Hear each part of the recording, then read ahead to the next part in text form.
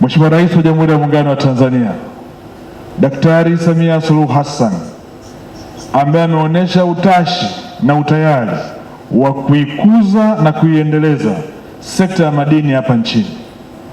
Katika miaka hivi karibuni tumeshuhudia mabadiliko makubwa sana ya kiuwekezaji kwenye sekta ya madini.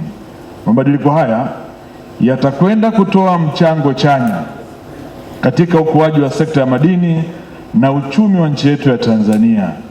Kipekee kabisa tunamshukuru sana Mheshimiwa Rais kwa utayari wake wa kuiona sekta hii inatoa mchango mkubwa kwenye uchumi wetu hapa nchini Tanzania. Naomba mniruhusu nitumie fursa hii kuwapongeza sana na kuwashukuru benki ya CRDB chini ya uongozi wa board, lakini chini ya usimamizi wa ndugu yangu Dr. Nsekela kwa kazi kubwa ambayo ameifanya mpaka leo tumefika hapa tulipofika.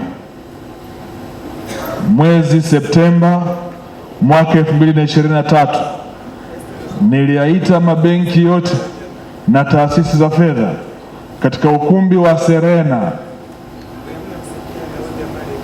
na nikawaomba wasikimbie sekta ya madini, nikawaomba waikumbatie sekta ya madini, na nikaenda mbali zaidi, nikawaonesha na njia rahisi ya kuweza kuingia kwenye sekta ya madini. Leo nataka niseme kwa wazi kabisa, benki ya CRDB kama lingekuwa ni somo, ni benki ambayo linielewa vizuri sana. Leo ni tukio la tatu wananiita kwa kile ambacho tulikianzisha Serena Hoteli mwaka 2023. Tukio la leo ni tukio la tatu kubwa la kuwahusisha wachimbaji wadogo. Haikuwa rahisi hivyo.